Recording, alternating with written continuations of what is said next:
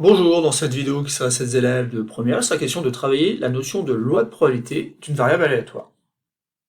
Dans cet exercice, on nous donne déjà une partie de la loi de probabilité de la variable aléatoire x, parce qu'en fait ici, il y a une probabilité, la probabilité que x égale 1 qui n'est pas connue, puisqu'on sait qu'en fait, on va la nommer par la lettre p.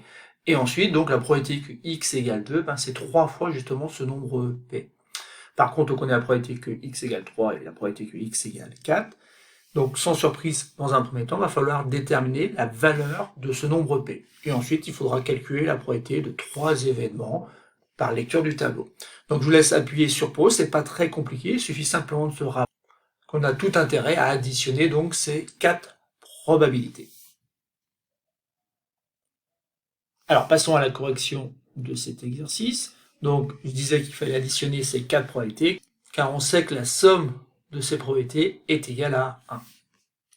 Et donc ici, en faisant P plus 3P plus 0,35 plus 0,41, et ça donne 1.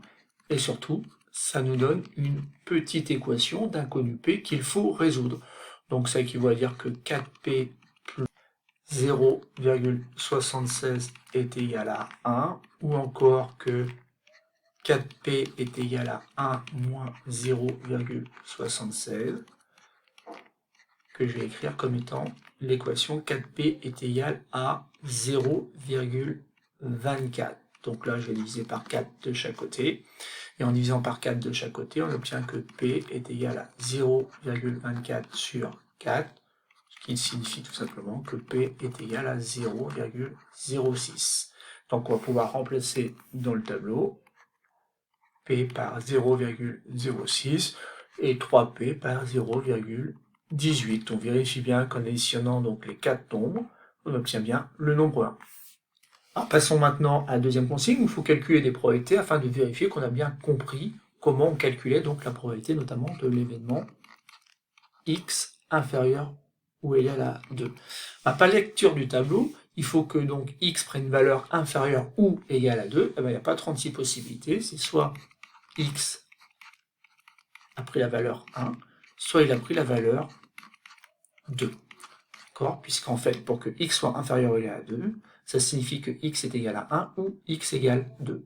Et du coup, ensuite, on additionne donc ces deux probabilités. La probabilité que x égale 1, on a trouvé que c'est 0,06. La probabilité que x égale 2, on a trouvé 0,18. Et donc, la probabilité que x soit inférieur ou égal à 2, c'est 0,24. On continue, donc la probabilité que x soit strictement plus grande que 4, x prend une valeur supérieure à 4, ici c'est un événement impossible, donc ici la probabilité tout simplement c'est 0. En effet ici x ne prend pas de valeur strictement plus grande que 4, donc on attribue 0 comme à la probabilité que x soit supérieur strictement à 4.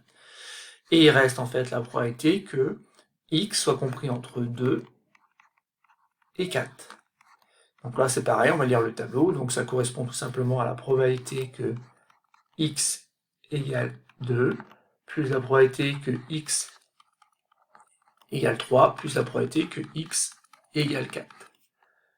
Donc on peut faire ce calcul-là et obtenir donc 0,18 plus 0,35 plus 0,41. Et si on additionne tout ça, on va obtenir 0,94. Mais ici, il y avait plus simple. On aurait très bien pu faire que la probabilité en fait que x prenne une valeur comprise entre 2 inclus et 4 inclus, et finalement ça correspondait à toutes les possibilités, toutes les valeurs de x étaient bonnes, sauf la valeur x égale 1. Et donc on pourrait faire 1 moins la probabilité que x égale 1. Autrement dit ici, j'utilise le fait que l'événement contraire de l'événement x prend une valeur comprise entre 2 et 4, c'est tout simplement la probabilité que x soit inférieur strictement à 2. Et dans cet exemple, dans cet exercice, la probabilité que x soit inférieur strictement à 2, ça correspond à la probabilité que x égale 1. Et donc en faisant 1 moins 0,06, j'avais le résultat de manière plus rapide.